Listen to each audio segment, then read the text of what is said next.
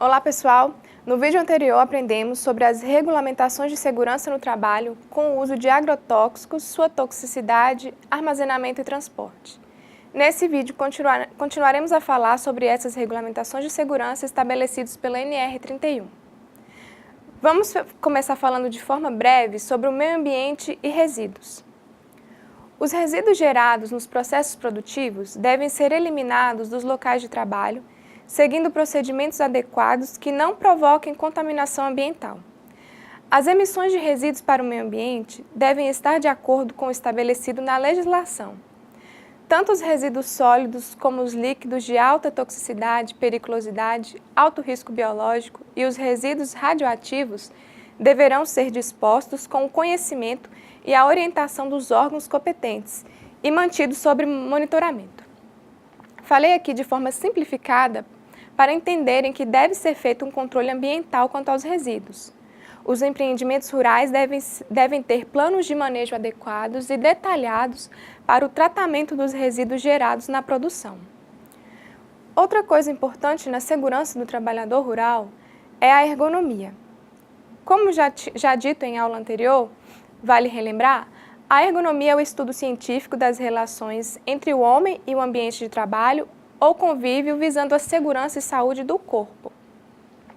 O empregador rural deve adotar princípios ergonômicos que proporcionem melhorias nas condições de conforto e segurança no trabalho. Por exemplo, todo trabalhador designado para o transporte manual de cargas deve receber treinamento ou instruções quanto aos métodos de trabalho que deverá utilizar, visando sua saúde e prevenir acidentes. O transporte e a descarga de materiais feito por pequenos veículos, como vagonetes e carros de mão ou qualquer outro aparelho mecânico, deverão ser executados de forma que o esforço físico realizado pelo trabalhador seja compatível com sua saúde, segurança e capacidade de força. Enfim, todas as máquinas, equipamentos, implementos, mobiliários e ferramentas devem proporcionar ao trabalhador condições de boa postura.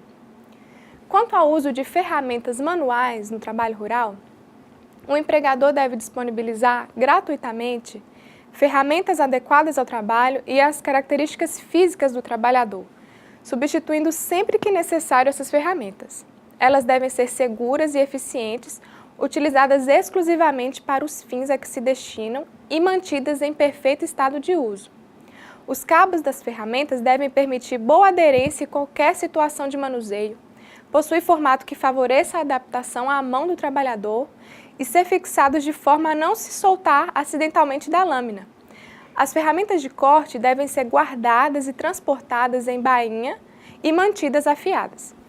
E quanto ao uso de máquinas e equipamentos e implementos? As máquinas, equipamentos e implementos devem ser utilizados unicamente para a finalidade de cada um, segundo as especificações técnicas do fabricante. Devem ser operados somente por trabalhadores capacitados e qualificados para tais funções e devem ser utilizados dentro dos limites operacionais e restrições indicadas pelos fabricantes. São muitas as medidas e recomendações propostas na NR31 visando a segurança do trabalhador. Vou citar apenas algumas delas.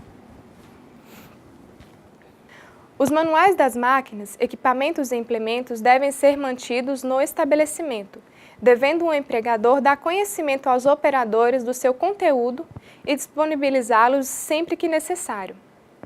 É proibido em qualquer circunstância o transporte de pessoas em máquinas e equipamentos motorizados e nos seus implementos acoplados. O empregador rural é responsável pela capacitação dos operadores de máquinas e equipamentos, visando o manuseio e a operação seguros. As máquinas, equipamentos e implementos agrícolas são uma das fontes de maior risco ao trabalhador. Por isso, as recomendações são detalhadas e bem definidas para proteger a vida do trabalhador rural. A NR31 estabelece também recomendações para os secadores. Os secadores são usados para secar grãos, cereais, sementes, frutas e outros produtos. A principal recomendação é que eles devem possuir revestimento com material refratário, que é um material capaz de resistir a altas temperaturas. E deve ter proteções adequadas de forma a não gerar riscos de explosões e incêndios, garantindo assim a segurança e saúde dos trabalhadores. E para os silos, quais são as recomendações? Primeiro, vamos entender o que são silos. São estruturas destinadas ao armazenamento de produtos agrícolas sem precisar de estarem estocados. As recomendações para os silos é que eles devem ser adequadamente dimensionados, construídos em solo com resistência compatível às cargas de trabalho. As escadas e as plataformas dos silos devem ser construídas de modo a garantir aos trabalhadores o desenvolvimento de suas atividades em condições seguras.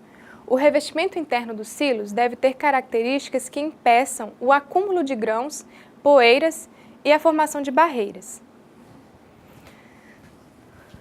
Os trabalhos no interior dos silos devem obedecer aos seguintes critérios: realizados com no mínimo 2 trabalhadores, devendo um deles permanecer no exterior e fazer a utilização de cinto de segurança e cabo de vida ou linha de vida, pois dentro dos silos podem ocorrer soterramentos e essas medidas de segurança são essenciais para preservar a vida do trabalhador. Então é isso, pessoal. No próximo vídeo continuaremos a falar sobre as regulamentações estabelecidas pela NR31, quanto aos acessos e vias de circulação, transporte de trabalhadores, transporte de cargas, trabalho com animais, fatores climáticos e topográficos, edificações rurais e instalações elétricas. Ficamos por aqui e até nossa próxima aula.